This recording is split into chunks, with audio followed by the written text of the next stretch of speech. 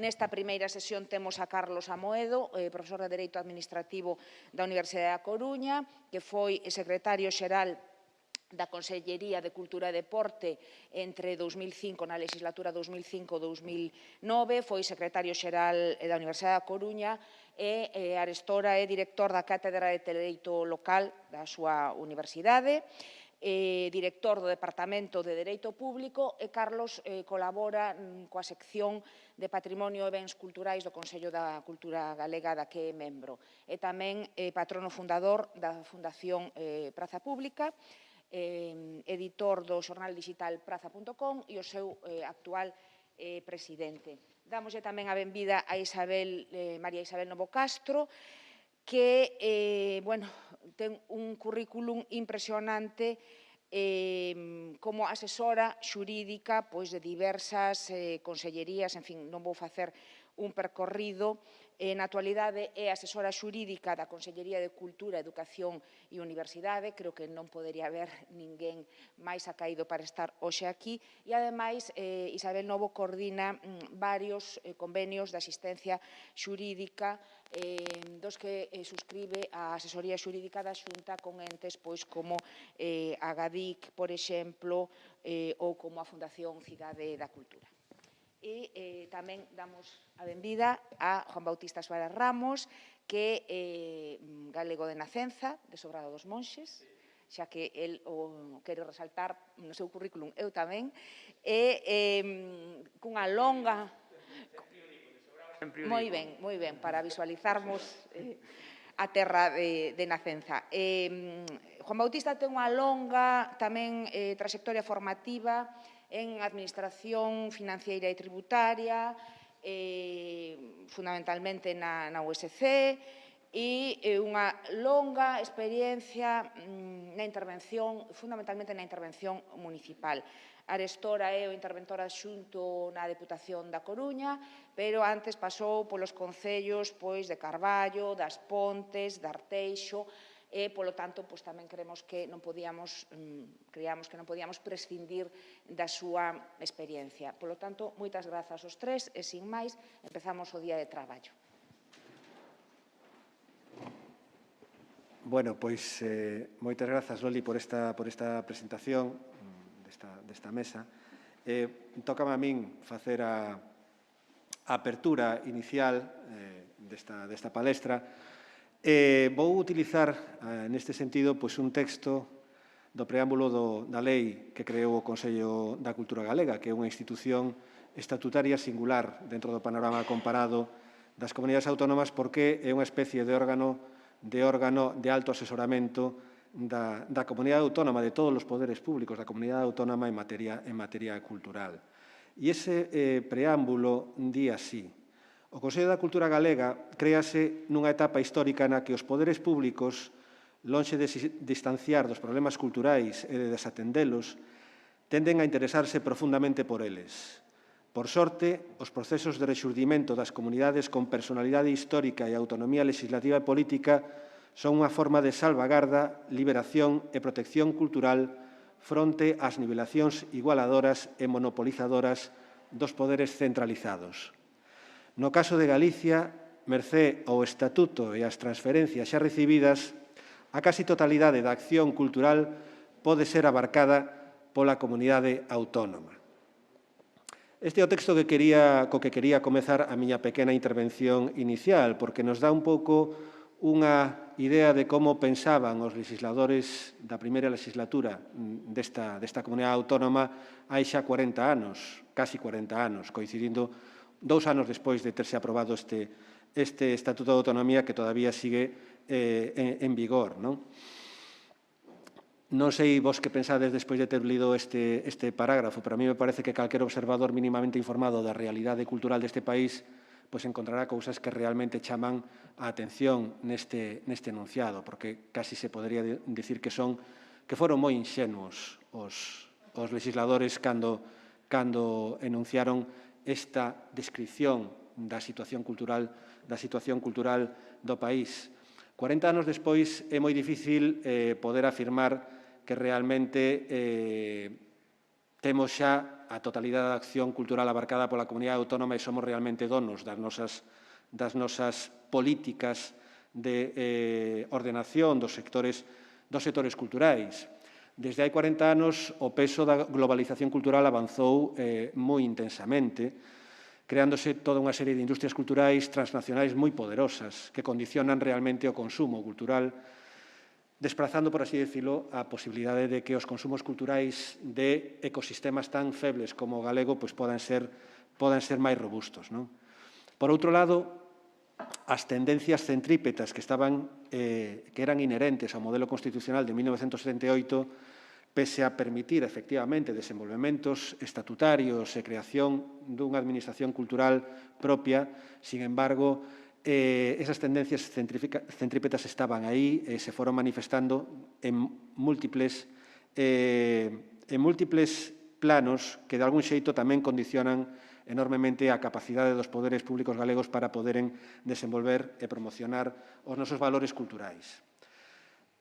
E, en terceiro lugar, os nosos sectores culturais. O noso minifundismo antropolóxico pois ten creado unhas industrias culturais galegas bastante febles, bastante dependentes do gasto público, onde, pois casi non chegamos nin a pemes. Moitas veces o traballo cultural se fai por autónomos ou mesmo sin ser autónomo, porque ás veces xa a xente é tan hippie que xa nin de alta se dá no reta. En todo caso, é un problema endémico as características, a radiografía dos nosos sectores culturais, dos que, por certo, o Observatorio da Cultura, que impulsa o Consello da Cultura Galega desde o ano 2008, se ocupa periódicamente para precisamente termos unha radiografía o máis axustada posible destes sectores.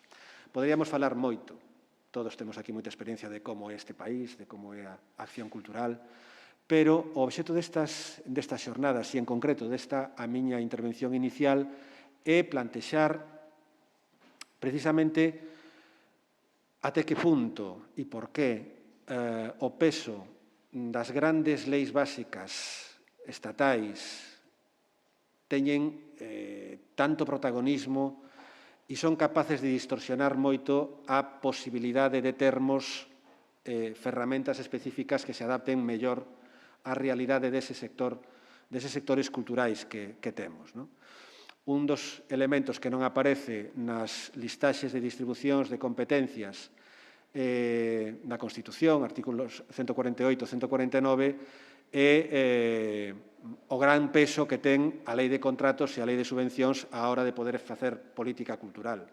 E, sin embargo, nos encontramos que, sin manexar correctamente esas dúas leis, a lei, na actualidade, a Lei 9/2017 e a Lei Galega 9/2007, complementada tamén pola Lei Básica Estatal a 38/2003, pois non seríamos capaces de mover un só euro de calquer orzamento público. Son leis moi relevantes que, como digo, alteran moitas veces o que realmente pensas que podes facer cando afrontas a tarefa de facer política cultural.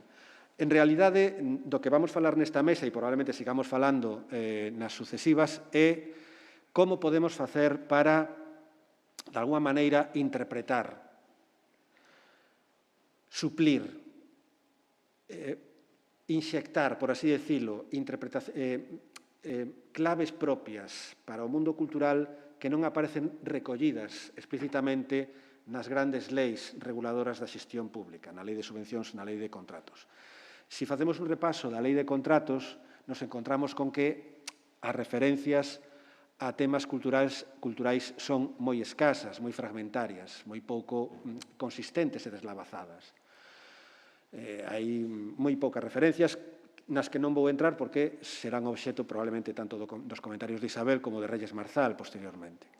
E na Lei de Subvencións nos encontramos con que a única regulación así medio específica do ámbito cultural é a regulación dos premios, que aparece por aí por unha disposición adicional da Lei 38/2003. Ni siquiera se menciona os problemas culturais ou o elemento cultural como unha dos conceptos xurídicos indeterminados que pode mover a que unha entidade pública conceda unha subvención directa por motivos de excepcionalidade, de interese público, etc. Cando realmente, cando vas aos orzamentos das entidades locais e ves como se recollen as subvencións nominativas, ves que moitas delas son fundamentalmente para temas culturais, temas deportivos, son moi frecuentes as axudas directas nestes ámbitos. Hai un déficit, por tanto, de regulación específica dos problemas culturais nas grandes leis do tráfico administrativo. E o certo é que, e é unha das cuestións que eu creo que é clave, o certo é que tampouco a nosa comunidade autónoma foi especialmente activa á hora de complementar ou desenvolver o que lle permitía a Lei Básica de Contratos ou a Lei Básica de Subvencións. No caso de contratos, apenas 2 comunidades autónomas afrontaron o traballo de facer unha regulación legal específica de desenvolvemento da Lei Básica. Me refiro á Lei de Contratos de Navarra e á Lei de Contratos da Comunidade Autónoma de Aragón. No caso das subvencións, sí que é certo que as comunidades autónomas desenvolveron, conforme aos seus propios títulos competenciais, con maior pormenor certas adaptacións e leis propias de subvencións.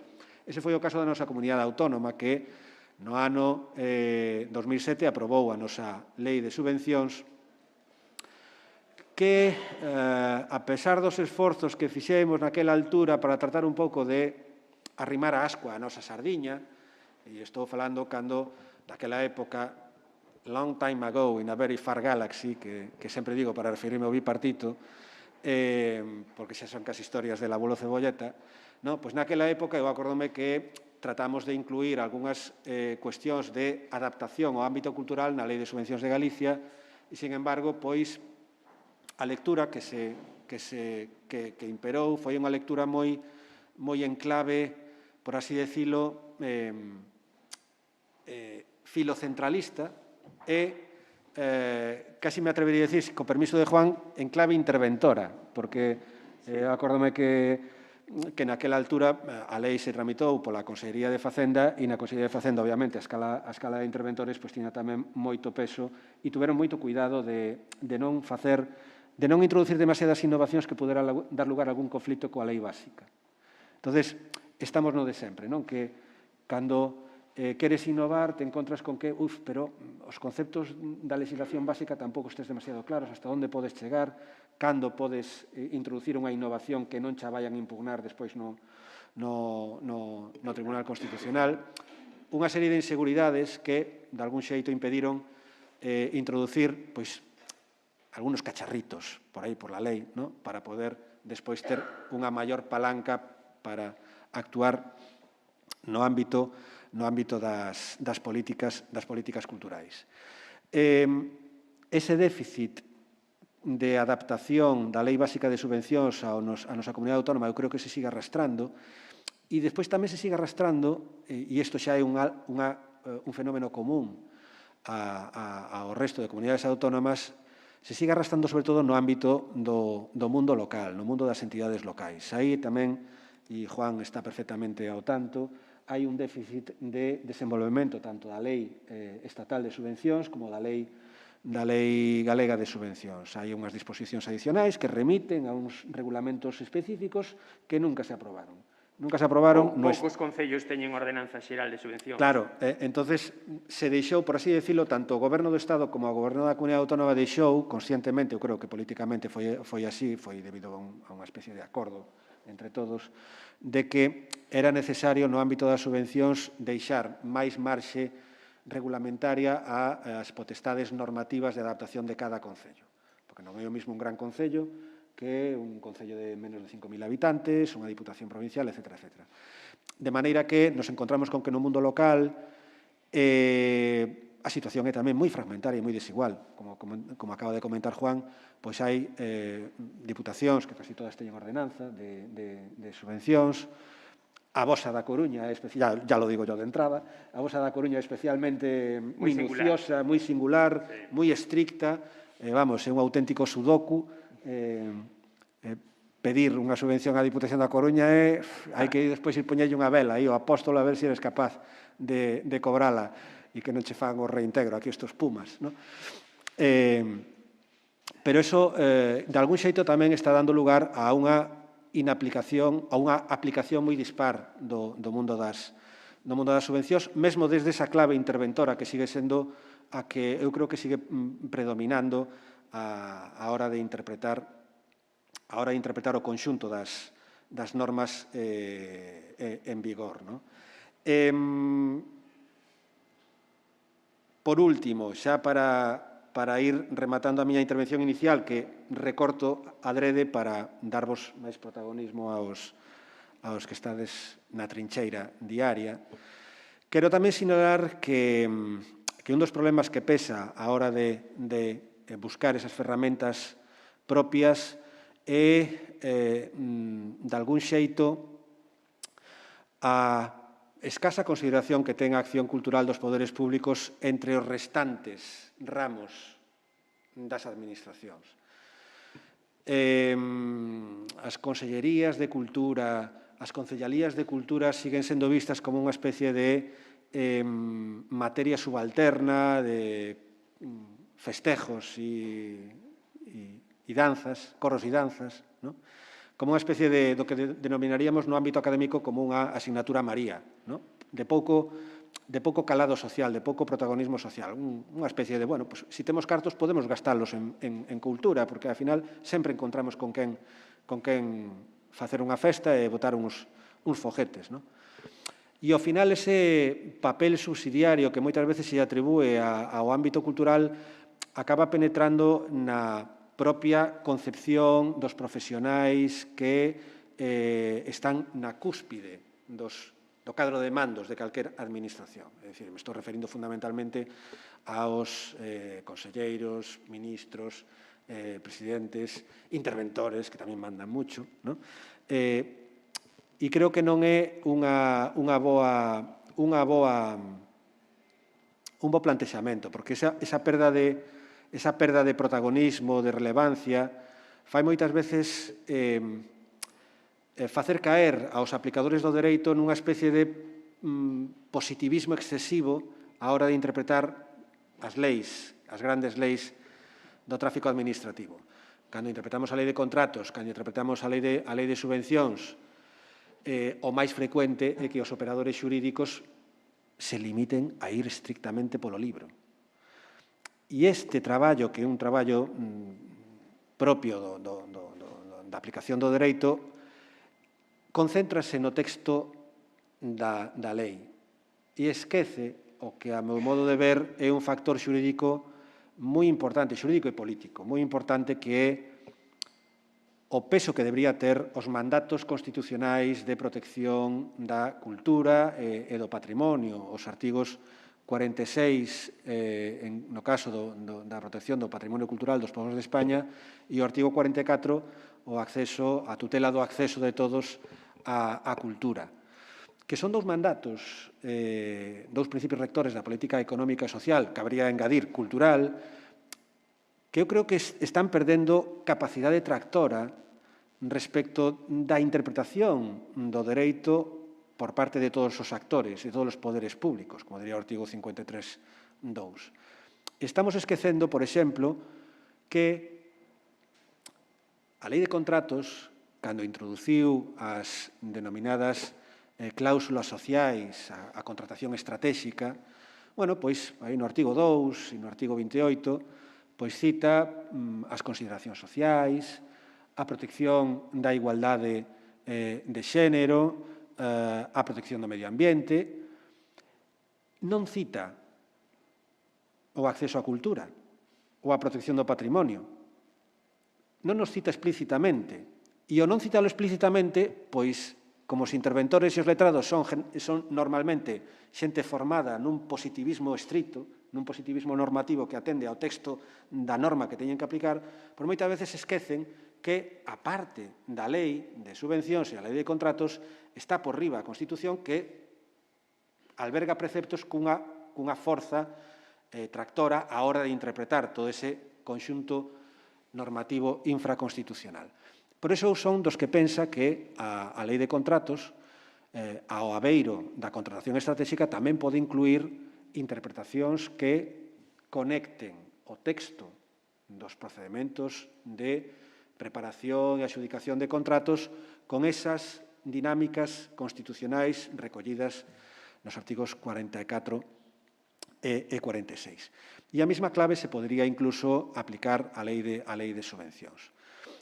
Esta idea, por exemplo, tamén nos pode servir para defender que algúns cacharros, como les chamo eu, que aparecen na lei de contratos do sector público, os contratos de servizos ás persoas, que a lei de contratos só se refire aos servizos sanitarios, sociais, non se refire tamén aos servizos educativos, no anexo cuarto, me parece lembrar que tamén podría permitir que este tipo de contratación destinada aos servizos de persoas que puderan tamén aplicarse en clave cultural para atender aos sectores culturais. Podería dar moitos exemplos de como se podería aplicar esta idea, pero eu non me quero estender máis porque sei que teremos ocasión de volver sobre estas cuestións, tanto despois das intervencións de Juan e de Isabel, como tamén da intervención de Reyes. Remato, pasolle a palabra a Isabel, que seguro que colle os fíos que acabo de deixar. Moitas gracias, Carlos. Se me podes poñer a presentación. Bueno, quero comenzar por agradecer ao Consello da Cultura Galega que faga estas xornadas. Eu mesma teño falado coa presidenta desta institución nalgúna ocasión de esta necesidade deste encontro entre xuristas e o sector cultural porque falamos idiomas distintos. Pero o feito de falar idiomas distintos non quere dicir que non nos podamos entender. E a veces creo que estes encontros son necesarios para que vosotros comprendades as dificultades con que nos encontramos nós no exercicio profesional da asesoría xurídica, tamén, por suposto, da intervención, e que nos comprendamos as necesidades que ten o sector cultural, porque moitas veces estamos ali metidos no despacho, atendemos o que nos di o sector cultural e non temos acceso a vos. Escoiteseme ben, non? Ben, eu sempre comentáballe a Carlos que si falo de todos e cada un dos problemas que temos habitualmente na asesoría xurídica, pois tería que falar de todos e cada un dos expedientes. Eu sempre digo que non asesoro xurídicamente, senón que fago enxeñería xurídica, porque realmente prácticamente ningunha normativa está adaptada á realidade cultural. Hai dous eses básicos nos que se funciona, ou nos que funciona todas as consellerías, pero a Consellería de Cultura fundamentalmente porque, como ben decía Carlos, é a Consellería da Foto, é a Consellería do Fomento. Entonces, son a actividade de fomento por un lado e, por outro lado, a actividade de contratación. Bueno, son moitos os problemas que podía traer, pero trouxen algún deles para que serva de exemplo entre a diferente normativa que existe en Europa, a que existe no noso país, e a labor interpretativa que nos obliga cando estamos a traballar co dereito no ámbito da cultura. Un dos problemas que nos vimos atopando é o tema da territorialización dos custos. Que é isto de territorializar os custos? Ben, evidentemente, cando nos facemos actividades de fomento, tamén actividades de contratación, pero fundamentalmente en materia de fomento, temos que fomentar a industria cultural galega, a cultura galega. De feito, temos institucións que están destinadas a eso, como a Axencia Galega das Industrias Culturais, antes IGAEN, ou como pode ser a propia Fundación Cidade da Cultura, como pode ser a Sociedade Anónima de Xestión do Plan Xacobeo. Ben, e atopámonos co problema de que territorializar os custos non quere decir exixir que alguén sexa nacional galego, que teña a súa residencia en Galicia ou que teña o domicilio social en Galicia, porque xa sabemos desde hai moitísimo tempo que iso pode ser unha restricción á libre circulación de servizos ou de mercancías. Por lo tanto, que era o que estábamos permitindo? Pois algo que xa Europa recoñecía, que era o desenvolvemento da maior parte da actividade na nosa comunidade autónoma, ou ben que parte do equipo ou do persoal, por exemplo, para a realización dunha película, fose galego, que parte do elenco fose galego, iso en principio non plantexaba ningún problema. Ben, que facemos cando se plantexa o tema da territorialización dos custos? Como podemos subvencionar no ámbito das comunidades autónomas a cultura regional? Ben, Europa teno moi claro, un exemplo paradigmático que é extensible a outros sectores é o das obras audiovisuais. Nesa comunicación da Comisión Europea ao Parlamento e ao Consello sobre as obras cinematográficas e outras obras audiovisuais, permítese, a día de hoxe, desde a última modificación que tivo lugar no ano 2013, permítese que se poida financiar hasta o 50% do custo de produción dunha película. Pero, a máis diso, ademais, podemos financiar tamén o 50% dos costes de promoción e de difusión desa película, cousa que antes non se podía facer. Europa avanzou nese sentido. E avanzou tamén para premiar e para fomentar o talento cultural. Agora podemos subvencionar tamén os guións, podemos subvencionar os proxectos tamén audiovisuais.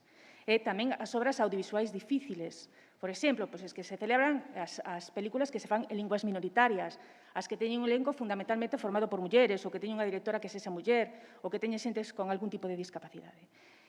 Nese tipo de obras, Europa permite sin límites o financiamento, de modo tal que cando estamos ante unha obra audiovisual, por exemplo, que xa difícil, podemos chegar hasta o financiamento do 160% desa obra.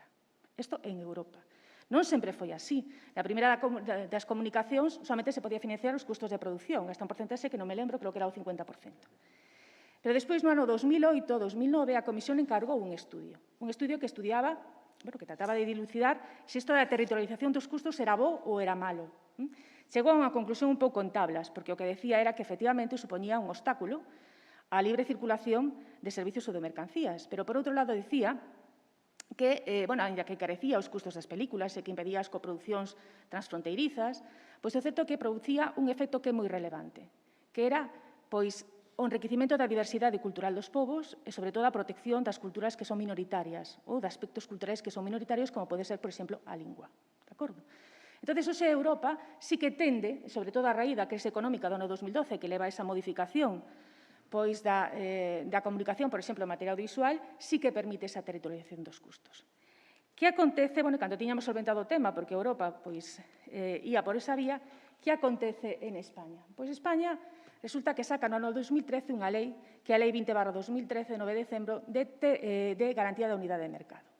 Esta lei, que, por certo, é bastante ignorada por o sector cultural, que non dixo nada cando se publicou esta norma, impide a territorialización dos custos. En calquera actividade de fomento, en calquera actividade de inversión, impídese o sinalamento, por exemplo, algo que xa non sinalábamos, que era o domicilio social, a residencia, pero tamén que poidamos exixir que se desenvolva a actividade no territorio da comunidade autónoma, ou que podamos exixir que parte do elenco sexa, por exemplo, da nosa comunidade autónoma. Ben, isto para nós supuso un revulsivo importante, porque, de feito, como vos decían, tiñamos entes que estaban creados especificamente para subvencionar este tipo de entidades. Cando sale a Lei de Garantía da Unidade de Mercado, vimos un resquicio que está na propia lei, concretamente no artigo 5, que permite facer excepcións. Pero, o que é unha excepción? O que quere decir que non debería ser algo habitual o financiamento dos custos territoriais. E esa excepción exixe que motivemos unha razón imperiosa de interese xeral. Concretamente, nos remite a unha lei, que é a Lei 17/2009, que é a que regula a prestación de servizos, e que permite esa razón imperiosa de interese xeral, que sexa unha razón de orden público, de sanidade pública, pero que a nos interesa, no ámbito cultural, que se poida facer referencia á propiedade intelectual, á propiedade industrial, ao patrimonio artístico, ao patrimonio cultural, polo tanto, é moi importante o cumprimento dos obxectivos de política social e cultural. Claro, ao mencionar expresamente o cumprimento dos obxectivos de política social e cultural, vimos, en certo modo, unha luz aberta á posibilidade desa territorialización. Pero que nos obriga a isto? Nos obriga a que en cada un dos expedientes nos que vemos a existencia de algún tipo de territorialización dos gastos hai que xustificar que beneficio ten esa territorialización de custos e por que se fai esa territorialización de custos. E nunca vamos a poder chegar a ese nivel de territorialización de custos que permite Europa, porque temos unha limitación imposta por a Lei de Subvencións. Non podemos financiar máis alá do 100% do custo dunha actividade. E isto tamén exixe razóns de xustificación. Para que eu financie, para que eu poda controlar que non che finanzo máis do 100% da actividade, ti tes que xustificarme toda a actividade. Porque, senón, non podo ver que non che subvenciono máis desa porcentaxe. Ben, por exemplo, antes falábamos do paradigmático das obras audiovisuais. Pois, por exemplo, nas obras audiovisuais, cando se define as obras audiovisuais difíciles nese decreto do ano 2005, nese Real Decreto do ano 2015, que, digamos, desenvolve a Lei do Cine, sí que se fai unha extensa regulación do que son as obras audiovisuais difíciles, pero, claro, establecese como límite o 100% da actividade subvencionada. Non se podía establecer non se podía establecer un límite superior como que existe en Europa, porque temos unha lei de subvencións que non está adaptada, que non recolle as peculiaridades do sector cultural. Peculiaridades que pasan seguramente por un malentendemento é que, poño aí un regulamento que é o que regula as axudas de Estado, as axudas de minimis, o Regulamento Comunitario 1407/2013, que dice unha cousa que a mí me parece moi importante. Cando falamos de axudas de Estado, falamos deste tipo de axudas que se fan a empresas de carácter cultural e que poden, estou vulgarizando aí moito, que poden supor unha restricción á competencia no mercado, á libre circulación de servicios e de mercancías. Ben, nese regulamento dice claramente que para que estemos en presencia de axudas de Estado ten que ser unha actividade cultural que teña carácter comercial. E di algo moi importante. Non hai por que financiar necesariamente unha actividade cultural que teña un valor comercial, que implique unha rentabilidade económica. A cultura ten un valor en sí mismo, un valor para a diversidade cultural, para o enriquecemento, para a identidade dos propios povos. E, polo tanto, é posible financiar cultura que non busque un rendemento económico, que busque un rendemento de outro tipo. Soamente cando o rendemento é estrictamente comercial é cando podemos falar ou cando se configuran como axudas de Estado se establecen os límites. De feito, menciona determinados sectores, como sería o sector da moda, como sería o sector das revistas, da prensa, que sí teñen unha vertente comercial, pero non en todos os casos. Por lo tanto, unha das ideas que primeiro temos que desterrar, que teñen que desterrar os propios xestores públicos da cultura e tamén os que no seu momento chegamos a enfrentarnos a estos da cultura, a este sector específico da cultura, é a idea de que a cultura ten que ser rentable económicamente. Non, a cultura, cando se financia, non ten por que ser rentable económicamente. Ten outro tipo de valores e, polo tanto, non é necesaria esa garantía de rentabilidade económica. Ten valor en sí mesma. Ben, que é o que acontece coa territorialización en materia de contratación administrativa? É menos habitual.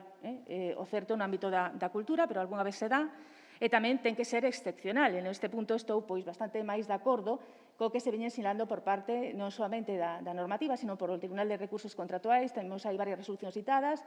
Unha das últimas do Tribunal de Recursos Contratuais Centrais é de 23 de abril do ano 2018, en ela nos indica claramente que esa territorialización ten que estar vinculada a mellorar a execución do contrato, relacionada co obxecto do contrato. Ten que ser excepcional, ten que ser proporcional e ten que motivarse nunha razón de interese xeral. É dicir, ten que ser algo, esta cláusula de arraigo territorial, é dicir, cando eu pido xa sexa en materia de solvencia dunha empresa que teña a súa sede no territorio da comunidade autónoma ou ben o pido como un elemento de valoración para a súa oferta, ou ben o pido durante a execución do contrato, ten que mellorar a prestación dese servicio. Senón, non podo fixar, efectivamente, ese clausulado. Ben, como solventamos, polo tanto, o problema da territorialización? Pois coa necesidade de motivar extremadamente os expedientes administrativos. Isto que, en principio, tedes que entender que é unha excepción a posibilidade de territorialización. Por lo tanto, hai que motivar cada un dos expedientes incorporadas o establecemento de cláusulas en cada un dos instrumentos xurídicos, nos convenios, nos contratos que expliquen esa territorialización, e isto que tamén implica unha maior exigencia aquel que vai a ser beneficiario dunha axuda, aquel que vai a contratar con nós, porque se vai a requerir unha maior información e unha maior documentación. Ben, outra das cuestións claves, o tema da dificultade de promover a concorrenza. Decía antes Carlos que é bastante habitual as subvencións directas en materia de cultura, non que se xa bastante habitual, é que é o normal. Cando, de acordo coa normativa en materia de subvencións, debería ser a circunstancia excepcional. A normativa de subvencións o que nos di é que o procedimento ordinario, o procedimento en réxime de concorrencia competitiva. E para que poidamos acudir a unha subvención directa, ten que darse algunha das causas especificamente establecidas na norma. Que acontece no sector cultural? Pois cando o político se senta con nós, nos di é que non podo sacar unha orden de subvencións. Por que? Primeiro, por a diversidade de actividades culturais, por o distinto funcionamento de cada unha das entidades, porque os criterios valorativos o fan imposible e porque, ademais, nos din que teñen uns límites orzamentarios importantes. E, ademais, hai unha mala orzamentación, isto tamén hai que dicilo. A veces queda moi mal o financiamento en materia de cultura, o financiamento en materia de deportes, e, por tanto, non se poñen cartos nos capítulos de subvencións, nos capítulos 4 e 7, poñense cartos no capítulo 6 de inversións, e teñen unha inadecuada orzamentación. Entón, non poden sacar moitas veces unhas ordes de subvencións. Que se pode facer, entón, cando o instrumento da concesión directa é, excepcional? Pois, neste punto, hai que decir que tanto a lei xeral como tamén a lei galega de subvencións recollen un instrumento que para min é fundamental e que, sen embargo, non se desenvolveu, polo menos no ámbito autonómico, que son os plans estratégicos de axudas. Non se teñen desenvoltos, e é certo que o regulamento os menciona, pero non di como se van a desenvolver esos plans estratégicos. Como estamos a suplir na Consellería de Cultura? Pois con planificacións estratégicas que non son aprobadas formalmente, porque non está regulado como aprobalos formalmente, pero que nos serven para xustificar esa dificultade de promover a concurrencia. Explícome. Por exemplo, se eu son o secretario xeral de Cultura ou no seu momento o director xeral de Políticas Culturais, porque isto vimos facendo na Consellería desde hai moitísimo tempo, e resulta que quero facer unha liña de subvencións, por exemplo, destinada a entidades de autor, pois podo facer unha planificación dicindo, pois teño tantos cartos destinados a esta liña de subvencións. Vou a subvencionar a aqueles que teñen este ano pois o pasamento, a celebración dun pasamento, aqueles que fagan unha exposición concreta e determinada sobre esta materia, aqueles que teñan unha efeméride tal. Explico con carácter obxectivo que criterio aplico para o reparto das axudas, eso motivo e un expediente. Que estamos logrando con esta planificación estratégica? O que estamos logrando é convertir un procedimento de concesión directa nun procedimento de concurrencia competitiva. Porque realmente estou dividindo ese crédito que teño en cada unha das distintas planificacións ou das distintas líneas subvencionais de acordo con criterios obxectivos. O ideal é, claro, que isto fose aprobado formalmente, que se levase incluso cos orzamentos, e que pudésemos ver como se van a aplicar esas líneas. Pero, é un mecanismo para poder sair adiante co tema das subvencións para poder motivar esa concesión directa de axudas. Por tanto, a mí pareceme que sería fundamental desenvolver axeitadamente os plans estratégicos de subvencións como están, por exemplo, a nivel estatal e que no ámbito da comunidade autónoma non se fixo. Está previsto no regulamento, pero non se fixo. Non sabemos como os temos que aprobar, porque eso non lo digo o regulamento, non sabemos como se teñen que publicar, etc. E, ademais, eses plans teñen algo moi importante, son abertos. Quero dicir, se poden modificar. Eso que me permite que, ao mellor, eu se saco unha orden de subvencións non vou a poder financiar todos os proxectos, pero se teño un plan estratégico e logo me aparece un proxecto novo, sempre podo modificar ese plan estratégico. E isto sería moi importante, sobre todo para o sector cultural, os plans estratégicos de subvencións. E outro elemento importante, as subvencións teñen que ter criterios obxectivos, tanto se xa en planificacións estratégicas, como se xa en ordes de subvencións, como se xa en concesión directa de axudas. Os criterios para as axudas teñen que ser obxectivos, ou polo menos tratar de obxectivarse. Eu non estou moi de acordo coas conclusións que chega a abogada xeral do Tribunal de Xustiza da Unión Europea, Julián Cocot, nese asunto, que, por certo, foi unha cuestión prexudicial española da Unión de Televisións Comerciais, que di que non hai por que introducir o criterio da calidade para conceder unha axuda en cultura. A mí pareceme que o criterio da calidade é un dos criterios fundamentais. Pero si ten razón nunha cousa. Cando eu vou concorrer a un procedimento, para que me den unha axuda, eu teño que saber que é o que se me vai a valorar.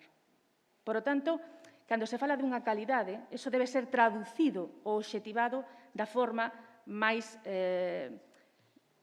clara posible para que se saiba que é o que me vai a valorar.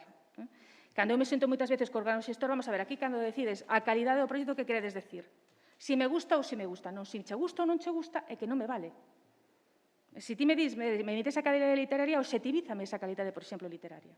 Pois número de edicións, número de idiomas traducidos, o que ti queiras, pero necesito que o fagas. Bueno, é imposible. É imposible, non o conseguimos, entón sempre temos que facer a advertencia, pois se non lo motiva antes, lo va a tener que motivar despois, e con a posibilidade de unha posible impugnación. Por tanto, as comisións de valoración teñen que facer esa función importante moitas veces de ter que motivar tamén o expediente de forma comparativa. Por que valoro máis este proxecto? Porque considero que ten máis calidade que este outro. Pero, insisto, os criterios deberían de tratar de obxectivarse. Sí, non, vou apurar.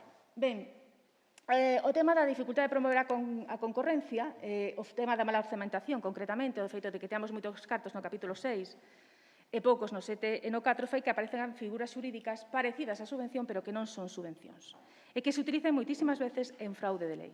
Unha das máis habituais, por exemplo, é o patrocinio publicitario. O patrocinio e a subvención son completamente distintos, non teñen nada que ver. O patrocinio é un contrato no que se busca unha contraprestación. Eu dou cartos para que ti publicites a miña imaxe. Na subvención, eu dou cargos todos para que realices a actividade. Por lo tanto, o patrocinio ten un réxime xurídico distinto, é un contrato privado, cuxa preparación e adxudicación vai por a lei de contratos. Normalmente é posible que se faga a través dun procedimento negociado por exclusividade cando se fai coa organización dun determinado evento. Ahora ben, o evento que o patrocino ten que ter un retorno mediático importante. Un exemplo, se eu patrocino, son a Consellería de Cultura, digo, vou dar cartos, 80.000 euros para un campeonato hípico que se celebre nun instituto, eso non pode ser un patrocinio, porque non vou a ter un retorno mediático. Sin embargo, se eu financio pois o concurso hípico de Casas Novas, si vou a ter un retorno mediático, vale? Porque está no circuito internacional, porque probablemente se vai a televisar, porque teño a revista Ola, porque teño, etc. Isto sin entrar xa na polémica que existe sobre se unha administración pública pode facer ou non patrocinio, ainda que iso está bastante superado, entendendo que o que se patrocina é aquilo que representa. Se a Fundación de Deporte Galego, pois pode representar o deporte galego, as industrias culturais están representadas por a Gadiz e o fomento da industria cultural. Pero, bueno, isto é outro dos hándicaps con que nos atopamos. E outra das figuras, a figura estrela por antonomasia, son as inversións inmateriais. Que é isto das inversións inmateriais? Pois é unha figuriña aí, a medio camiño, entre o que sería un contrato e unha subvención. E que temos que ter moito cuidado que non se desvíe hacia un lado ou hacia outro para que non exista un auténtico fraude de lei. Nunha inversión inmaterial, as partes colaboran na realización conxunta dunha actividade. Normalmente, pois, hai unha administración pública que, con outra institución ou con un particular, decide organizar conxuntamente unha actividade. E por que non é unha subvención? Porque a lei de subvencións exixe, para que falemos dunha subvención, que os resultados dese proxecto subvencionado sean da exclusiva titularidade do beneficiario de axuda. Por lo tanto, isto é o que non existe na inversión inmaterial. Vamos a compartir a titularidade e o uso desos resultados. E, ademais, non vai haber lucro, porque eu vou che pagar hasta o custo de realización da actividade, non che vou a dar ningún carto máis. Polo tanto, non é ese beneficio, ese marxen de beneficio que efectivamente sí existe no contrato. Tamén é moi importante que os resultados conxuntos se usen conxuntamente polas dúas partes de xeito gratuito para que sigamos a falar de que non existe lucro. E para que ese sea un activo inmaterial, por lo tanto, eu teño unha contraprestación, este creo que é un concepto contable, o activo inmaterial, pero que vende sendo algo así, porque podemos falar da promoción do patrimonio cultural, da cultura galega en xeral. E, por lo tanto, sí hai un retorno. Por lo tanto, diferenciase do contrato en que non hai intereses contrapostos e non hai lucro, e diferenciase da subvención en que sí que teño unha contraprestación. Pero tamén eles hai que xustificar. Temos que xustificar por que se asina con esa institución, por que se asina con ese particular e non con outro. É dicir, cales son os elementos que fan que non poida atopar algo similar no mercado, que, por lo tanto, faga ese convenio con esa entidade en concreto. Ben, a contratación e os problemas no ámbito cultural. Bueno, pois aquí vou a ser moi breve, vou nos saltar, porque senón xa non rematamos. Sí, xa non vamos a remitir o de Reyes, pero fundamentalmente ben dado porque, como decía Carlos, faise referencia a ámbitos como o educativo, como o social, o tal, e non se fai referencia ao ámbito da cultura. Na cultura a calidade é fundamental. E, de feito, se acudimos a clasificación por actividades da Unión Europea, veremos como moitos dos nosos contratos enmárcanse dentro do anexo cuarto relativo á calidade. E como temos que exixir unha calidade importante, nós, cando facemos un contrato, vou poñer un exemplo, cando facemos un contrato de obras non é o mesmo construir un colexio que facer unha catedral. Por lo tanto, vamos a exixir solvencias, a veces, moi superiores ás que se fan habitualmente, por exemplo, para unha obra. Vamos a pedir que teñan un equipo mínimo concreto. Pois un arquitecto técnico mínimo, pois un xefe de obra que teña tamén que sexa arquitecto, que teña pois un máster, un restaurador, un equipo de canteiros, un equipo de carpintería metálica, etc. Moitísimas solvencias. E, ao mesmo tempo, atopámonos con un problema importante. É necesario valorar moitas veces o equipo. É dicir, eu voucho pedir como solvencia, pero que, ademais, na túa oferta vouche valorar ese equipo que me presentas por riba do que che estou pedindo en solvencia. Se che pido un arquitecto técnico, pero me presentas un arquitecto superior, eu voucho valorar. Se che pido que teña un máster, pero ten 3, voucho valorar. Este criterio non sempre foi admitido, afortunadamente, desde unha sentencia, a sentencia Renco, pois vense admitindo xa tamén pola Unión Europea e, polo tanto, estamos valorando por encima dos mínimos o persoal adscrito ao contrato. Xa corto. Vou cortar todo isto porque falará de Reyes, pero vou dicir unha cousa que me parece que é moi importante, o tema da contratación de artistas. Digo porque nos ten planteado bastantes pleitos, cando se fai pola vía do contencioso, pola vía administrativa, e non pola vía laboral. A contratación de artistas, cando son artistas contratados para grandes eventos, é algo co que nos atopamos con unha incomprensión importante por parte dos órganos judiciais. A nos pasounos en algunha ocasión co Xacobeo. Oiga, por que traen ustedes a Bruce Springsteen? A Rafael. E non me traia non sei que. Vamos a ver, non podemos sacar un concurso público, artistas do mundo, quen quere vir a actuar ao Xacobeo. Isto non funciona así. Iso pode facelo para outro tipo de cuestións. Entón, Como temos que motivalo? Ben, os tribunais non nos veñen admitindo exclusivamente a motivación que si recolle a lei de contratos de basearse exclusivamente nos dereitos, é dicir, quen é a produtora que ten os dereitos dese artista, sino que sí que o motivemos máis. Bueno, a razón é fundamental. Non quere dicir que solamente se falase co Bruce Springsteen, estou poñendo ese exemplo, senón que ao mellor, nese momento, o conselleiro, o xerente do Xacobeo, tiña a intención de traer o 2, pero resulta que non estaba o día 25 de xulio en Santiago, porque resulta que tiña outra senda.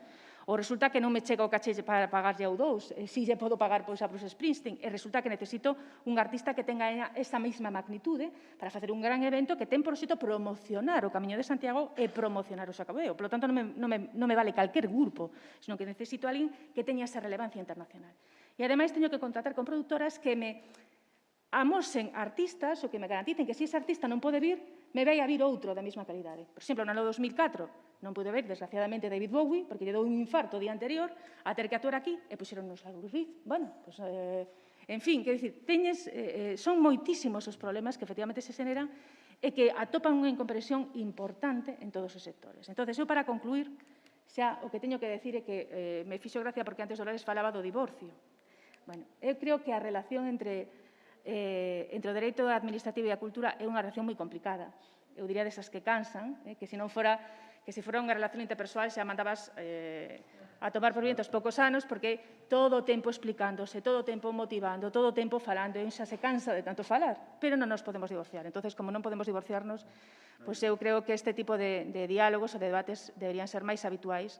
E tamén, nós non temos unha normativa adaptada, facemos unha labor importante, de verdad, crédeme, de enxeñería xurídica, pero tamén necesitamos que o sector comprenda que cando traballa coa administración pública ten que cambiar e ten que adaptarse a funcionar tamén coa administración pública. Comentaba eu antes, Carlos, nos atopamos en moitísimas ocasións xente a que non podemos contratar porque non está dada alta no imposto de actividades económicas, por exemplo. Atopámonos todavía con sociedades civiles que se levan a cabo actividade artesanal si a podemos contratar para os nosos contratos, pero se non levan a cabo actividade artesanal non o fan. E moitas veces é por descoñecemento e por unha deixadez. Entón, tamén é importante que se implique a outra parte do sector. Moi ben. Pois moitas gracias, Isabel. Sei que che costa moito resumir, porque sí, é que teño tanto que contar. Levas moitas horas de vuelo e terías historias para divertirnos moito. Non?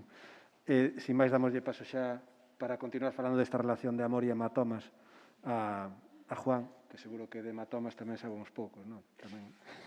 Bo día, únome os parabéns dos que falaban antes ao Consello da Cultura Galega por esta magnífica idea, non, de ter organizado estas xornadas nas que participa tamén a Deputación, a institución na que traballo.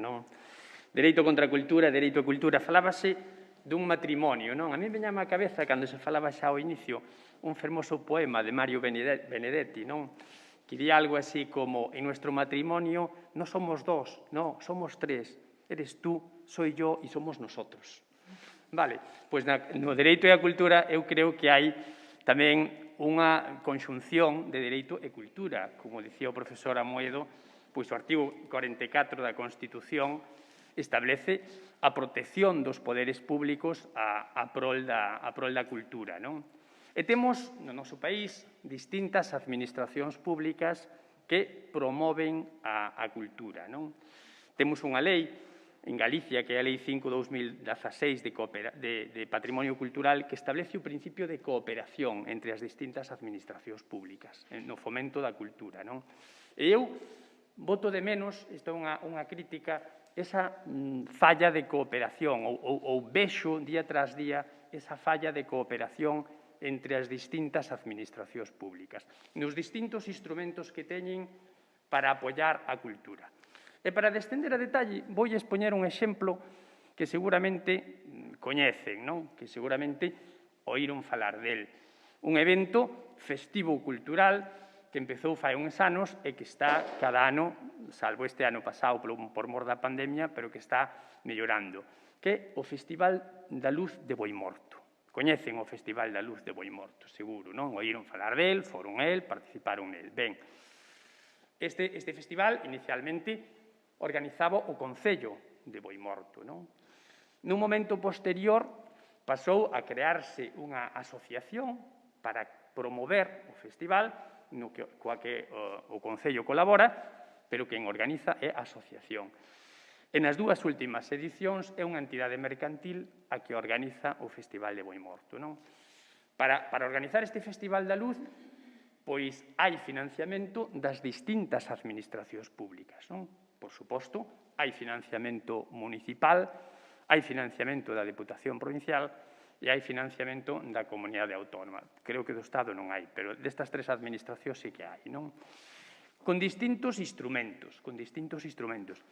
E todos eles, efectivamente, plantexan problemas. O primeiro instrumento que se utiliza é a subvención nominativa. O Concello deixa de xestionalo directamente e otorgalle unha subvención nominativa ao Festival da Luz. Desde o punto de vista municipal, a singularidade e a excepcionalidade do evento para o pequeno municipio de Boimorto, precioso, fermoso, pois é indudable, ten explicación esa subvención nominativa. Cando ese mesmo plantexamento se lle fai á Deputación da Coruña, nós non podemos entender, e a intervención non entende, esa excepcionalidade e esa singularidade. Porque se vemos o territorio provincial, empecemos a contar os eventos festivos culturais desde Ortigueira ata Ribeira, pois hai varios, Entón, nós decimos, non, aquí hai que facer unha convocatoria pública, Entón, como efectivamente, antes dicía Isabel, é difícil acoller as bases dunha convocatoria as distintas variedades, as distintas tipoloxías, Entón, dice, vexamos, busquemos outras maneiras de promocionar o evento, de indudable interese público, bon para o Concello, bon para a provincia, bo, desde logo, para a cultura, para a nosa cultura galega en particular, e bo tamén de promoción económica, porque se fai unha promoción económica desa zona rural, e da nosa cultura máis rural. Entón, dice, vayamos a un contrato de patrocinio. Ben, Isabel apuntaba unha crítica que nós, desde as intervencións, vimos facendo. A administración pública ten que patrocinarse. Con quen compite no mercado a administración pública? Se pregunto meu. Porque, claro, cando o contrato de patrocinio está previsto na Lei Xeral de Publicidade que unha entidade interesada en vender os seus produtos no mercado, entón, sí, fai un apoio económico a determinado evento para conseguir que a súa imaxe se promova no mercado. Pero que a Deputación da Coruña, digo eu, non compite con ninguén no mercado. A simple imaxe da Deputación nos medios de comunicación, francamente, aí son moi crítico, non creo que aporte nada á cidadanía, non aporta ningún interese público. O mellor, achegar o territorio provincial, sí, facer promoción do territorio e dos enclaves do territorio provincial, sí. Por outra banda, plantexaba Isabel unha dificultade que nós nos atopamos como interventores nos contratos de patrocinio, que é fixar un prezo de mercado. Cal é o prezo de mercado de que se lance un spot no Festival da Luz de 2 minutos de duración no que se expoña o que fai a Deputación da Coruña? Pois é moi difícil de calcular, depende de moitísimas variables. Entón, o contrato de patrocinio, eu vexolle serias dificultades. Busquemos unha terceira figura. Entón, dice, bueno, hai un espazo no que se fai este evento festivo cultural que ten un valor económico.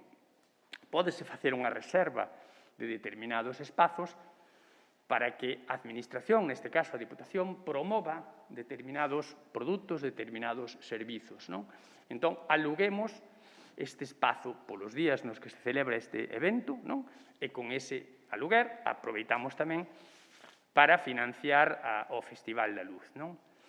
Ben, plantéxanos tamén un pequeno problema que é o do custe de mercado, é dicir, cal é o custe de mercado para estar adaptados aos prezos de mercado para aplicar de xeito eficiente os fondos públicos.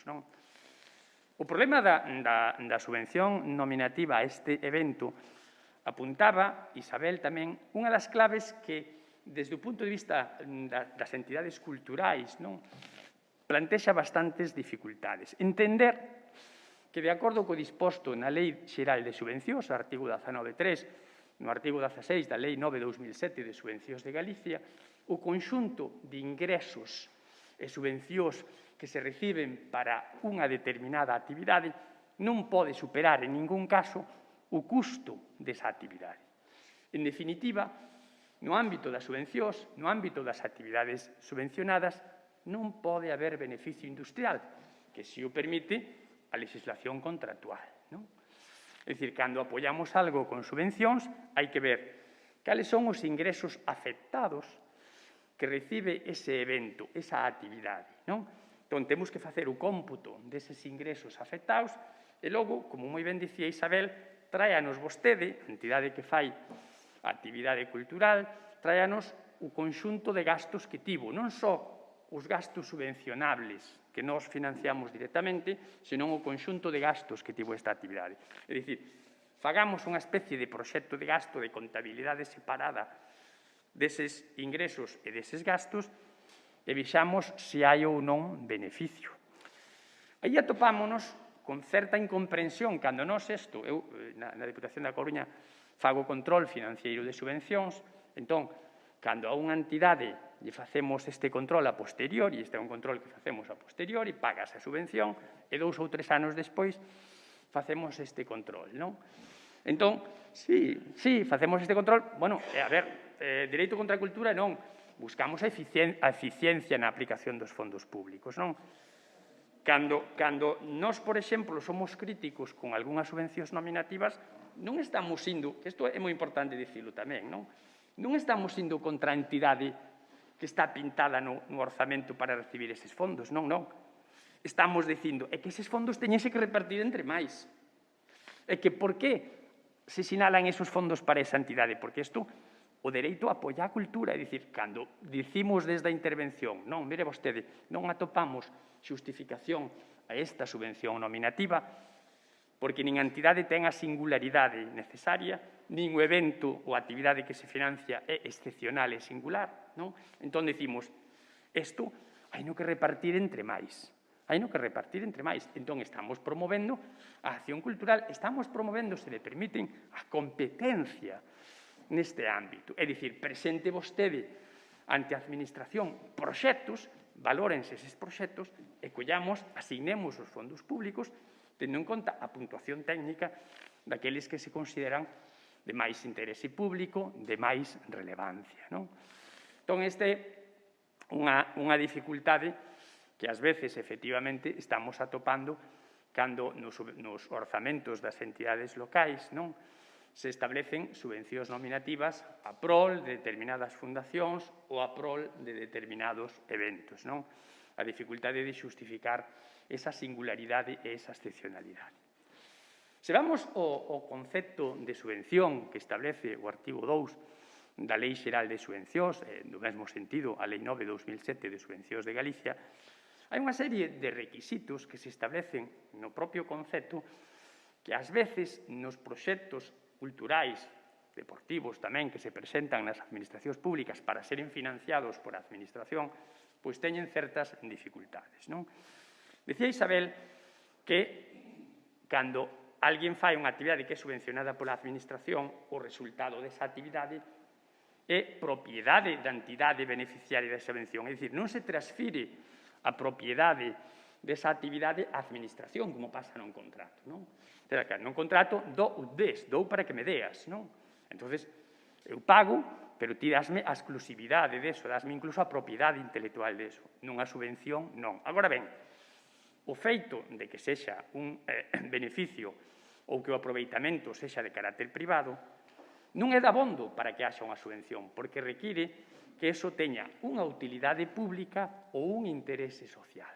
Hai que proxectar esa utilidade pública ou ese interese social. Non pode ser, polo tanto, que ca subvención se produza un consumo endogámico do propio grupo o que vai dirixido, e que non se produzcan uns efectos a prol de terceiros, a prol da sociedade. Ten que haber necesariamente, ten que apreciarse esa utilidade pública e ese interese social. Di a lei neste apartado que a aportación dineraria a título de balde, a título gratuito, no que consiste a subvención, pódese facer actividade ou proxecto ou comportamento antes ou despois de que se faga a aportación dineraria. Antes ou despois de que se faga a aportación dineraria. Problema. Interpretación que se está a facer en algúns ámbitos deste precepto. Ben, podemos dar subvencións para actividades que se fixeron xa en anos pasados. Nos dicimos rotundamente non. Rotundamente non. Non existe, nos dicimos, non existe un fomento regresivo cara atrás. Cara atrás na vida ninguén pode volver, non? Sería aberrante pensar que unha administración pública pode contratar agora, no ano 2021, unha actividade que se prestou no exercicio 2019. É que non había contrato, é que entón agora facemos o contrato. Non, agora xa non pode facer o contrato. Agora poderálle pagar a persoa que fixo o servizo recoñecendo extrajudicialmente ou que vai esa persoa aos tribunais, non? E que unha sentenza te recoñeza o dereito para que non se produza un enriquecemento injusto, non?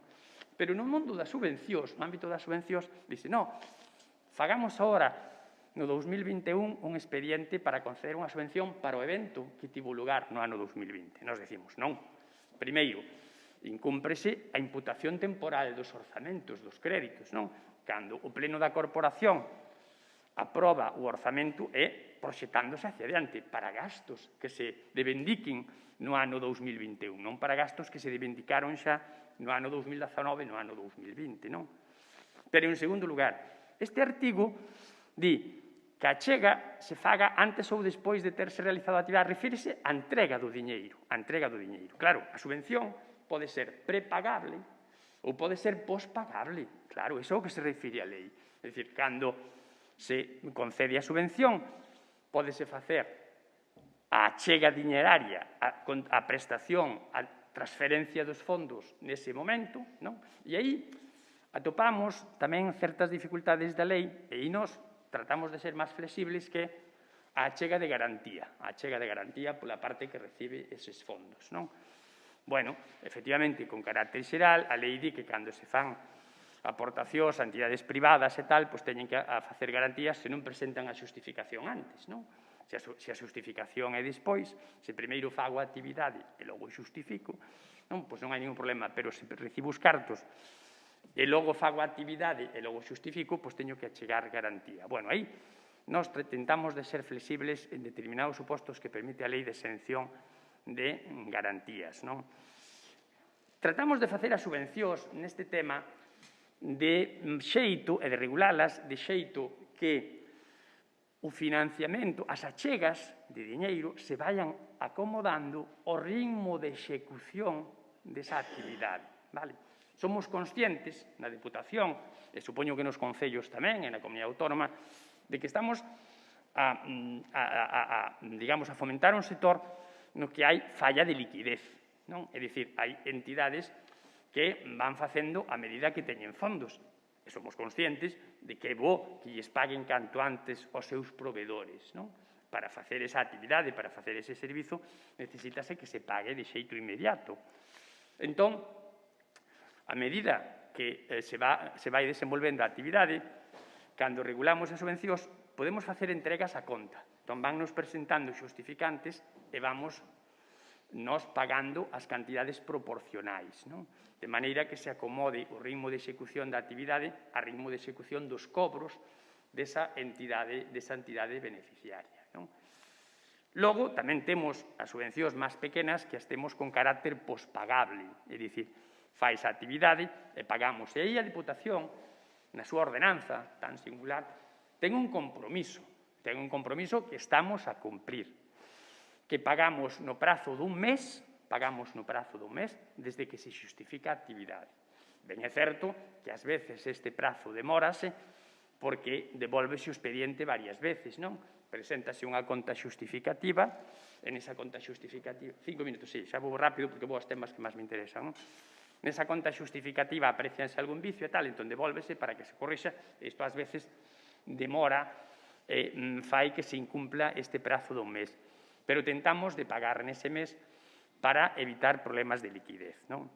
Vou a centrarme noutros problemas que plantexa a xustificación xa das subvencións, non? Cando se presenta a conta xustificativa, hai unha serie de gastos que se establecen na actividade que son subvencionables, non?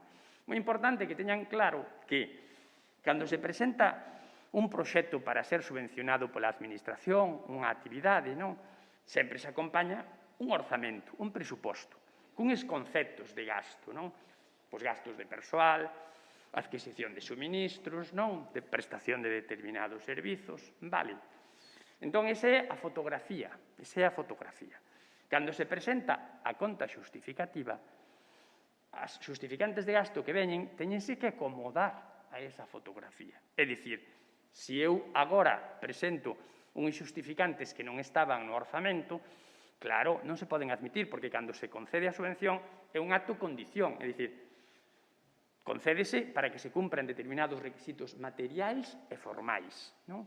Entón, tense que acomodar a esos conceptos subvencionables. Cando aparecen novos conceptos que non son subvencionables, pois claro, devolves esa conta xustificativa. Para evitar eso, que temos que facer? Planificar ben a actividade é fundamental, ver nos conceptos nos que podemos incorrir a realización desa actividade e, no seu caso, antes de executar a actividade, se xurden novas circunstancias, pedir a modificación do presuposto subvencionable, sin variar a cuantía da subvención concedida, que eso sí que non se pode facer nun procedimento de concurrencia. Nós, na Deputación, sí que admitimos a variación deses conceptos subvencionables, mantendo a esencia da actividade, non? Pero cambiando uns conceptos subvencionables por outros. Conta xustificativa, outros problemas que plantexan os xustificantes de gasto. A lei, tanto a lei de subvencións estatal como a galega, din clarísimamente que os gastos subvencionables teñen que estar documentados en documentos con validez no tráfico xurídico mercantil e fiscal. Non? Entón, claro, con carácter xeral, cando recibimos a prestación de servizos, recibimos suministros, digo, a persoa, a entidade beneficiaria da subvención recibe isto, pois teño que xustificar con facturas, non? Ben, pero ás veces non se pode, algún tipo de prestacións non poden, digamos, documentarse en factura. Pensemos, por exemplo, cando incurrimos nun gasto que exixe unha administración pública. Cando unha administración pública exixe unha tasa, cando exixe un prezo público. Bueno, pois nese caso, ven a liquidación desa tasa, ven a liquidación dese prezo público, mesmo a certificación administrativa a que pode servir de xustificante de gasto, non? No ámbito cultural prodúcese moitísimas veces, algo moi similar ao que temos hoxe aquí, é dicir, hai persoas que teñen prestixio en determinados ámbitos que son invitadas a relatorios, a conferencias, non? Entón, cando fan eso, non o fan con ámbito nin empresarial, nin profesional, nin son empresarios, nin son profesionais, non? Moito deles, a meirande parte, traballadores por conta allea, persoal da administración pública, non? Etcétera. Profesorado universitario. Entón, cando imparten ese tipo de relatorios, reciben unha contraprestación polo seu traballo intelectual. Bueno, pois esa contraprestación que se recibe polo traballo intelectual desenvolto, non? De acordo ca lei do imposto sobre a renda das persoas físicas, está calificada como rendimento do traballo. Logo, esa persoa non ten que expedir factura, non? O único que ten que haber constancia é unha liquidación deses honorarios, na que conste o motivo deses honorarios, o precio, que ten que ser un precio de mercado, razonable, estándar, estipulado, é unha cousa moi importante, que ás veces esquece, sobre todo nas pequenas entidades culturais, é a retención fiscal. É dicir, para que eses pagos tributen por parte de quen os recibe, requírese a retención, porque que senón pode haber o risco de que iso xere opacidades fiscais, non? E iso non o quere o legislador, non? Entón, ese tipo de prestacións non requieren factura e pódense documentar a través deste tipo de liquidación de honorarios. O que non serve, e tamén nos atopámonos moito no mundo deportivo, pero tamén o atopamos no mundo cultural, non? Que determinadas persoas, determinadas entidades, sin estar dadas de alta fiscalmente, non? E sin cumplir os requisitos que establece a normativa de carácter xeral, de carácter tributario, non? Pois realizan prestacións no mercado, non? Entón, pretenden, e de feito cobran moitas veces, esas prestacións que reciben sin emitir factura nin haber unha relación laboral de carácter dependente, non? persoas que fan traballos de animación, persoas que fan entrenamentos, persoas que dirixen coros, etc. Claro, cando se presenta como xustificante de gasto na conta xustificativa un recibín da Asociación Cultural tanto o importe por darlles clases de canto no mes de xuño do 2021. Recibimos esa conta xustificativa e nos decimos non, este recibín non nos vale como xustificante de gasto, porque non vale se a actividade está realizada, o servizo está prestado, non? É que esta persoa non está capacitado para emitir isto, é que isto non é unha factura. E máis, isto, se se paga así, e a postre, págase con fondos públicos e pagamos a financiación, xeramos unha opacidade fiscal e xeramos unha irregularidade fiscal, non? Entón, este tipo de recibíns fora do ámbito estricto da impartición de coloquios, seminarios ou, digamos, aspectos intelectuais que regula a lei do IRPF como prestacións de carácter do traballo, rendimentos do carácter do traballo, non son admisibles nas contas xustificativas de subvencións. Atopámonos tamén, aí temos algún expediente reciente, no que para salvar esta dificultade, entón alerto para que isto non se faga, o que se fai é crear unha entidade instrumental, non? Entón, a entidade beneficiaria da subvención, ben sexa unha entidade non lucrativa, ben sexa unha entidade empresarial, nos programas de subvencións tamén nos diriximos ao mundo audiovisual, non? Temos un programa moi importante. A parte que teño que dicir que un dos organizadores desta xornada ten feito moito a prol desto, non? Que é Xavier Campos, non? Pois temos un programa para fomentar o sector audiovisual galego, extraordinario, é dicir, admirable en algúns casos, non? Bueno, pois entón, para xustificar a subvención, que fago? Claro, como hai determinadas persoas que queren cobrar e non están dados de alta fiscalmente, creamos un ente instrumental que é o que lle factura a entidade beneficiaria da subvención, non? Creo unha asociación cultural, esta asociación cultural B factúralle a entidade beneficiaria da subvención, non? E a asociación cultural B págalle regularmente as persoas que prestan estes servizos e estas actividades, non? Claro, cando este entramado do control financiero de subvencións nos temos a posibilidade e a potestade de requirir aos terceiros emisores dos xustificantes, o descubrimos, nos decimos, en primeiro lugar, hai unha subcontratación da actividade que non está permitida na normativa. En segundo lugar, en moitos casos hai operacións vinculadas, é dicir, a persoa que dirixe ou administra a empresa que recibe a subvención ou a entidade non lucrativa que recibe a subvención e, ao mesmo tempo, a persoa que dirixe ou preside a entidade instrumental B que é a que lle factura a entidade beneficiaria da subvención, non? Entón, esa é unha operación vinculada e a Lei Xeral de Subvencións e a Lei Galega no mesmo sentido prohíben estas operacións vinculadas. Por que as prohíben? Porque nestes casos podense patar precios por encima do mercado, por encima do valor do mercado. Non, claro, se contrato con xente coñecida, se contrato con xente ou con circunstancias que eu podo manipular, podo inflar prezos, porque me subvenciona a administración, non? Estas operacións vinculadas, no caso de seren necesarias, que ás veces resultan necesarias, ás veces as entidades atopan. Eu coñezo casos, non? A persona idónea para facer esta actividade cultural, estamos falando, ademais, de actividades nas que hai bastante exclusividade, non? Pois é esta persona que, ao mesmo tempo, dirixe a entidade ou é a presidenta desta entidade, non? Entón, falla que sexa esa persona e non vale ningunha outra, non? Pídase autorización á administración subvencionante. Entón, pídese autorización previa. Mire, que vamos a contratar a prestación esta que logo van a financiar vostedes coa subvención, porque isto vai a ser gasto subvencionable, e vamos a contratar a esta persoa. Acredítase que o único que se repercuten son os costes e non hai beneficios, senón que hai os custos desa actividade. En ese caso, a Administración concede autorización. Na Deputación temos varios casos nos que nos solicitan esta autorización previa, entón facémolo, non? Moi importante, e con isto trato de ir concluindo, porque sei que me quedan outras moitas cousas, podría comentar, pero non hai máis tempo, non? Na execución da actividade, pensen vostedes que estamos na asignación de fondos públicos, non? Entón, o dereito no que van, que é o dereito financiero, o dereito tributario, non? Pois é un dereito que tutela a aplicación correcta dos fondos públicos, a asignación eficiente. E insisto, cando se asignan eficientemente os fondos públicos, non se vai contra ninguén en particular, senón que se vai a prol de todos. Porque todos saímos beneficiados, non? Todos saímos beneficiados. Que a Deputación da Coruña, que os concellos, teñan un plan estratégico de subvencións, apliquen ben as súas subvencións e as apliquen dun xeito eficiente, garante un mellor mundo da cultura. Estou convencido delo, non?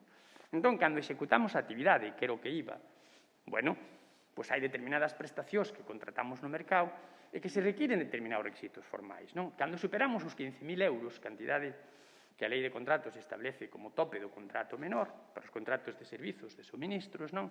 Pois temos que pedir varias ofertas, é dicir, vamos a contratar que nos, neste evento festivo, neste evento cultural, pois que nos presten o servizo de imaxen e sonido, de imaxen e son, non?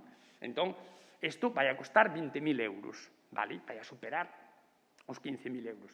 Vayamos ao mercado e busquemos a prestación máis económica, pidamos ofertas, a lo menos, a 3 proveedores, para garantir que os fondos públicos se aplican correctamente e escollamos a máis eficiente desde o punto de vista económico, a máis barata ou aquela que, nunha conxunción de calidade e prezo, pois nos dé a oferta máis ventaxosa para a entidade que presta a actividade.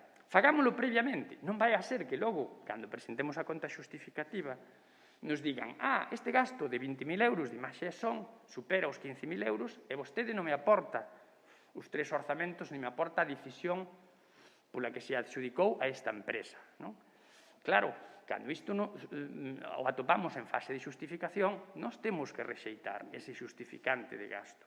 Entón, para evitar este tipo de situacións, fagamos ben, planifiquemos ben a actividade, en execución, compramos estas normas. E unha cousa moi importante, con isto se remato, vale? Unha cousa moi importante, que isto, quero dicilo aquí, neste foro, porque ademais sempre o digo, donde me chaman, pero especialmente aquí, non? Na Deputación da Coruña, nos concellos, na Xunta, os funcionarios somos servidores públicos. Estamos sempre a disposición de todas as entidades para asesorar, non? E na intervención da Coruña, isto facémolo moito. De feito, en materia de subvencións, desde o ano 2007, todos os anos, organizamos xornadas divulgativas por distintos ámbitos da provincia nos que explicamos todo isto, como se presentan as contas xustificativas, non? Pero, ademais diso, estamos día a día na administración. Cando teñan algún problema na tramitación dunha subvención, cando teñan algún problema na xustificación dunha subvención, veñan á administración, mándennos correos electrónicos, chámennos por teléfono. Aí estamos nós para asesorar. Fágano previamente, é dicir, fagamos esta acción preventiva cando xustifiquemos a subvención para evitar logo a acción correctiva. Que, efectivamente, decía Carlos antes, que nós, ao final, na acción correctiva que facemos, pois ás veces somos especialmente duros, non? A veces somos especialmente duros porque a lei de subvencións, en materia de infraccións e sancións, é tremendamente dura. O legislador, no ano 2003, a lei xeral de subvencións, que logo se copiou na lei galega, eu creo que non foi consciente de que unha infracción moi grave pode chegar ata o triple da cantidade indebidamente obtida, non? Nós temos posto na Deputación da Coruña algunha multa que supera os 100.000 euros. Os 100.000 euros. Entón, claro, a xente di, isto é impresionante, como se pode ir a este... Claro, pero é que unha legislación moi dura porque parte dunha premisa. Mire, se quen defrauda a Facenda, nun momento en que eses cartos aínda son privados, porque aínda non chegou a pagar os impostos ou non se chegaron a liquidar os impostos, xa recibe por eso unha reprimenda coercitiva do ordenamento xurídico, canto máis quen recibe uns fondos que son públicos no seu orixe. Porque, de acordo ca lei de subvencións e de acordo cas normas contables, os fondos siguen sendo públicos ata que se aplican correctamente. Mentres que non se aplican correctamente, aínda que estean transferidos á entidade beneficiaria da subvención, siguen tendo ese carácter público. De feito, o Plan Xeral de Contabilidade di que estas subvencións que se reciben ata que se xustifican son débedas coa administración, e hai que contabilizalas así. Entón, claro, para quenes estamos nesto, pero tamén ten que haber unha, digamos, nun Estado de Dereito no que estamos, onde hai tanto déficit público, onde hai a débeda pública que está aumentando considerablemente día a día, temos que ser conscientes de que hai que buscar a eficiencia na aplicación dos fondos públicos. Aplicalos á cultura é un valor necesario, é un mandato constitucional obrigado, pero temos que facer do xeito máis eficiente e garantindo a participación de todos e todas, é dicir, garantindo que este é o mellor reparto posible. E iso consíguese aplicando a normativa. Por lo tanto, nese matrimonio, nin somos nós, nin sodes vós, somos o conxunto, somos o conxunto. Somos o conxunto porque se traballamos por o conxunto, sairemos beneficiados. Moitas grazas. Moitas gracias, Juan. Vamos xa mal de tempo, obviamente. Ás 11:10 temos que deixar a sala para ventilala antes de comezar a seguinte. Entonces temos agora unha pequena quenda de intervencións. E antes pedía por aí atrás Susana Sierra intervir para mencionar unha...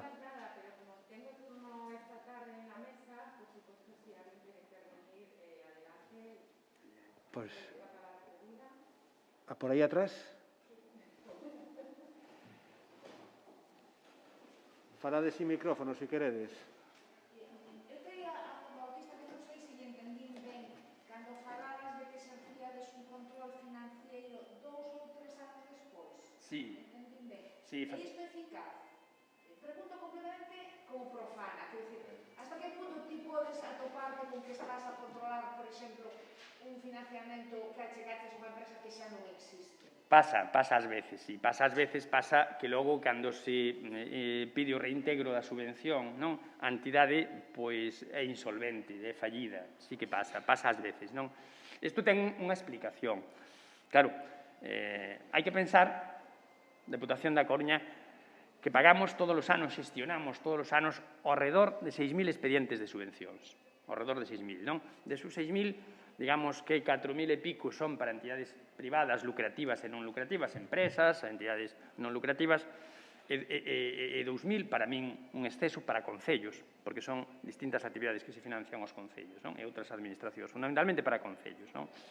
Entón, na tramitación deses expedientes, claro, precisamente por esa necesidade de que se cobren canto antes as subvencións, non?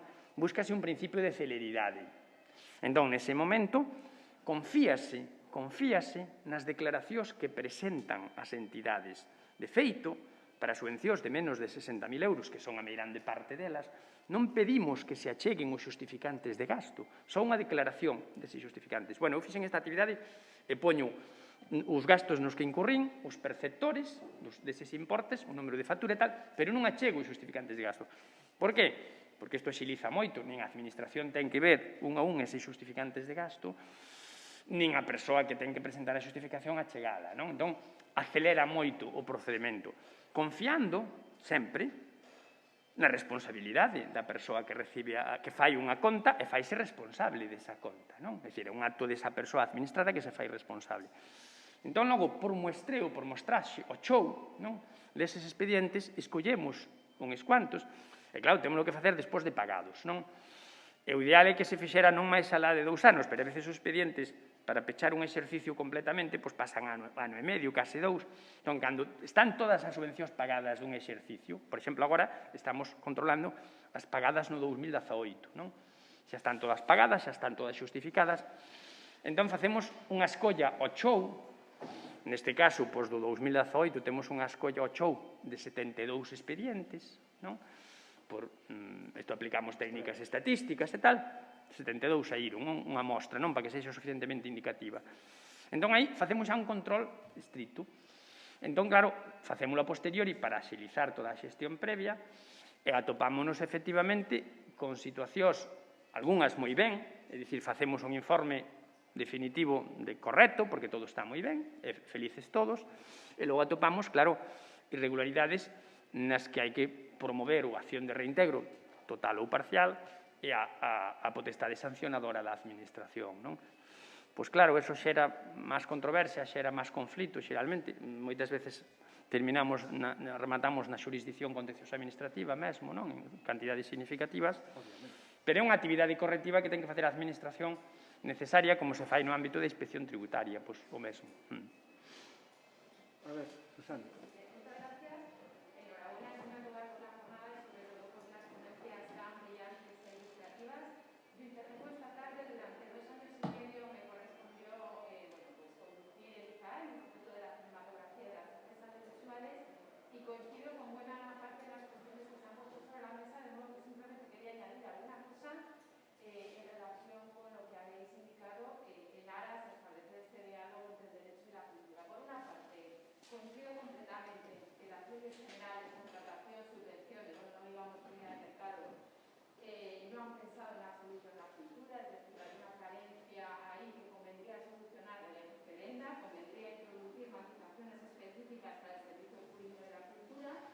Dicho esto, creo que caben distintas interpretaciones de preceptos de aplicación general y creo que convendría maximizar esa interpretación favorable, no solamente de la mano del 44 de la Constitución, sino sobre todo del 9.2 del mandato dirigido a los poderes públicos, es decir, del marco constitucional del Estado de Cultura que Marcos Vaquera aquí presente ha estudiado con tanto detenimiento. Es decir, ante distintas interpretaciones favorezcamos aquella que beneficie al desarrollo de la política cultural. En segundo lugar, en relación con la comunicación cine y el reglamento de exención por categorías del 2014, justamente la negociación coincidió con mi época en el ICA y me correspondió a mí, porque esa parte de la negociación en los estados estaba delegada en los institutos de cine, participar en las reuniones con la Comisión Europea. Muy importante, ¿quién promueve la comunicación cine? El comisario de competencia, a la sazón en aquel momento, Joaquín Almunia, español, pero es competencia. Y lo promueve no pensando en promover a su vez la política cultural, sino justamente por los riesgos que causa la competencia a un sistema de ayudas que por definición están prohibidas. Y la negociación fue muy dura, sobre todo debido a las posiciones francesas, por supuesto España que designaba a Francia, porque la Comisión no quería poner coto a las ayudas públicas, no tanto a las subvenciones directas, sino sobre todo a los incentivos fiscales que eran y son uno de los instrumentos que en la actualidad se están desarrollando más en el marco audiovisual. Podríamos hablar mucho sobre ese proceso interno de gestación, pero es muy importante tener en cuenta que en realidad surge no para favorecer la política audiovisual, sino en realidad para tratar de poner cortapisas y el resultado final es el fruto de esas negociaciones pues entre competencia, cultura, equivalentes a las de Hacienda Cultura en cualquier nivel de gobierno en que podamos pensar. Yendo a alguna cuestión concreta, podríamos comentar muchas más. Muy importante el concepto de obra audiovisual difícil que has comentado. Me ha encantado la ponencia, la verdad, tan detallada. Un concepto que han de definir los propios estados, no define la Comisión Europea, eso es muy importante en la aplicación del principio de subsidiariedad. Y que en España no se define hasta el año 2015, tú misma lo indicabas. Y aquí lanzo mi opinión. Nadie dice que sea el Estado quien tiene que definir el concepto de obra audiovisual difícil. En mi opinión, nadie lo dice, la Constitución no lo dice, se ha dado por supuesto que esto es así. Ya digo que hasta 2015 ni siquiera se definía, la Comisión da pautas, películas en lenguas minoritarias, no habla de las mujeres, pero ahora se interpreta también que bueno, pues, el cine donde los equipos son paritarios también se entiende ahora audiovisual difícil. Lo que quiero decir, lo que quiero aterrizar es que en mi opinión, en otros niveles de gobierno, y en concreto en el nivel autonómico, hay margen para definir lo que es obra audiovisual difícil y por lo tanto establecer un sistema de subvenciones en consecuencia. Como instrumento interpretativo, además, que favorezca el desarrollo de la política cultural. No olvidemos la promoción de la UNESCO del año 2005 para la protección y promoción de la diversidad de las expresiones culturales. El concepto de diversidad de forma expresa es aquel que permite matizar el derecho a la competencia a nivel europeo y, por lo tanto, en mi opinión, tiene que ser utilizado de manera más intensa en general para justificar justamente esas excepciones a las mencionadas. Y por último, un breve apunte a la subcontratación, ya apareció en las ponencias. La subcontratación en el ámbito del cine es la generalidad, está absolutamente generalizado, porque está encargado tenemos muchos problemas con ello, porque la ley de subvenciones en principio lo prohíbe y se remite a excepciones que puedan preverse en la legislación sectorial. En el ámbito del cine la subcontratación está completamente justificada, porque en realidad las películas en muchas ocasiones para realizar una película se crea una empresa ad hoc y la empresa en sí es una empresa pequeñita, micropyme, que lo que hace es subcontratar justamente. No tiene un equipo de peluquería, no tiene un equipo de maquillaje, no tiene un equipo de técnicos, sino que va subcontratando.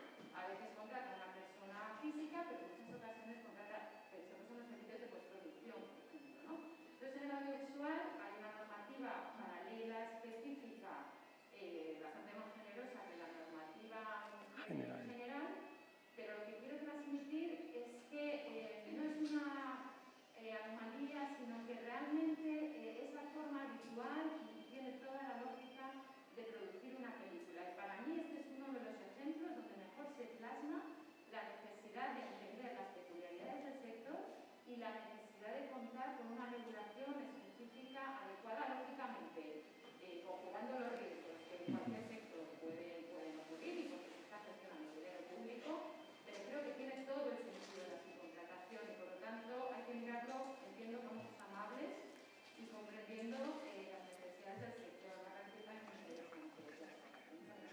Gracias a ti. Susana, entendo que non era unha pregunta específica, que era unha reflexión a túa. Sí. Non, digo porque como vamos mal de tempo, despois volvemos outra vez, pero é que non quería deixar de pasar a pregunta que lle fai un intervinte externo que está asistindo pola web antes de rematar a sesión, que che pregunta directamente, Juan, sí. a ti, e é unha resposta tamén breve que che demando. Nos preguntan si, en relación coa axuda da Diputación a asociacións en ánimo de lucro do ano 2021, as razóns de por que a estas alturas non se teña resolto. Ben, pois... se puso a tiro el interventor e aquí te pello e aquí te mato. Efectivamente, entendo que a pregunta é unha crítica, sobre todo. É dicir, é unha crítica, é unha queixa, e asumo a queixa e traslado ao foro que lle corresponde, non? Neste caso, bueno, pois, teñense que constituir as comisións técnicas e facer o traballo de valoración, vale? Hai un traballo de valoración, desde que se remata o prazo de presentar as solicitudes, están nese traballo de valoración, e van máis lentos dos que deberan. Aí, simplemente, é importante que as administracións públicas nas subvencións que sacan todos os anos, non, para a mesma actividade, para actividades que son recorrentes, non, o fagan canto antes. Eu sempre o digo. O ideal sería aprobar as convocatorias como tramitación anticipada antes de aprobar xa o orzamento no último trimestre do exercicio anterior, non? Nós na Deputación en algún ano temos feito, pero outros non. Vaise tarde. Entón, sacar as convocatorias, que se presenten as solicitudes, e aberto o día 1 de xaneiro, empezar a traballar xa na concesión. E facer a concesión a poder ser no mes de febreiro, non máis tardar. Para que? Porque as actividades empezan a realizarse e necesitan saber se teñen ou non ese financiamento. Entón, a pregunta está moi ben feita, está feita en tono de queixa, trasladarei-yo a quen xestiona para que axilice canto antes no ano 2021. Tamén hai que ter en conta que hai unha circunstancia especial, pero se axilice ao máximo. Vale, moi ben. Pois moitas gracias, Juan, pola brevidade. Rematamos agora, necesitamos ventilar a habitación durante un cuarto de 20 minutos e despois xa seguimos coa seguinte mesa. Moitas gracias.